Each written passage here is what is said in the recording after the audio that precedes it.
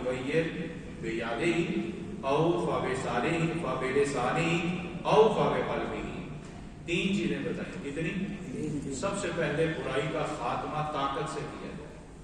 طاقت سے مراد انسان کی جسمانی طاقت نہیں، اپنا روب نہیں، اپنا دبدبا نہیں. اور یہ بات آج کے معاشرے میں نیو جنریشن آپ جیسے نوجوانوں کو، چاہے وہ شہروں کے ہوں چاہے وہ دیہات کے ہوں، ہر بندے کو یہ بات جاننا ضروری ہے.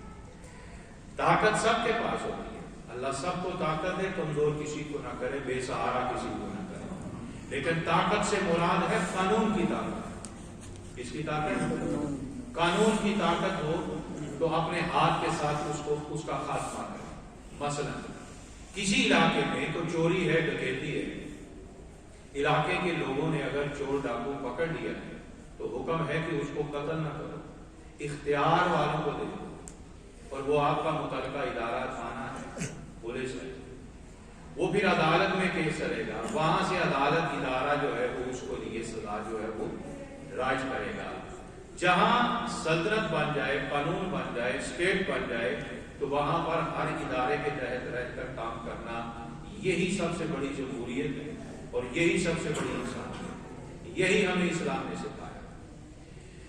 تو طاقت کا استعمال کا مطلب یہ ہے کہ وہ طاقت اگر قانون کے پاس بھی چلے گئی ہے تو وہ بھی اپنی طاقت کو انسانیت کے دائرے میں رہ کر استعمال کرے، اس سے اوپر نہ ہو جائے.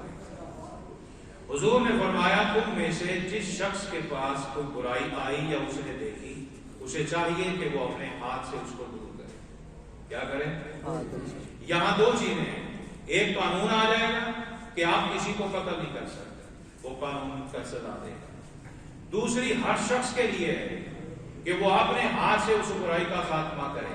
وہ کیسے؟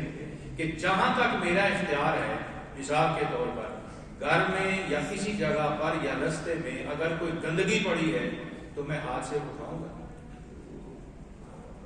میں ہاتھ سے اٹھاؤں گا.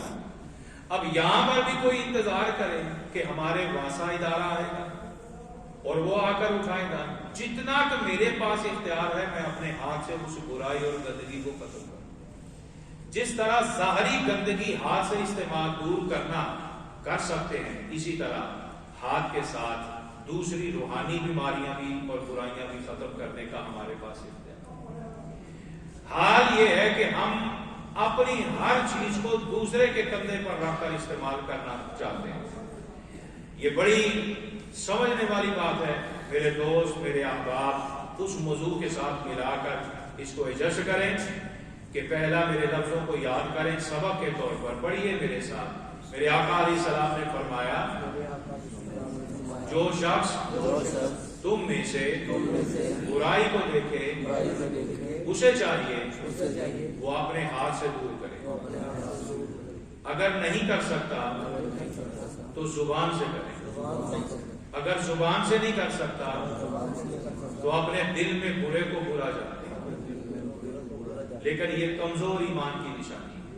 یہ حدیث کے لفظ ہے، کرے یہ بھی آپ، لیکن یہ کمزور ایمان کی نشانی ہے کہ جہاں برائی کا خاتمہ دلوں تک رہ جائے، نہ زبان استعمال کر سکے نہ اختیار استعمال کر سکے، اس کا مطلب ہے تیرا اختیار ختم، تیری طاقت ختم. تو اس زمانے میں جی رہا ہے کہ جہاں غلام سے بھی بدتر زندگی گزاری جائے، جہاں انسان کو اپنا حق بولنے کی بھی طاقت نہ. 1400 سال پہلے میرے آقا علیہ السلام نے نشاندہی فرمائی.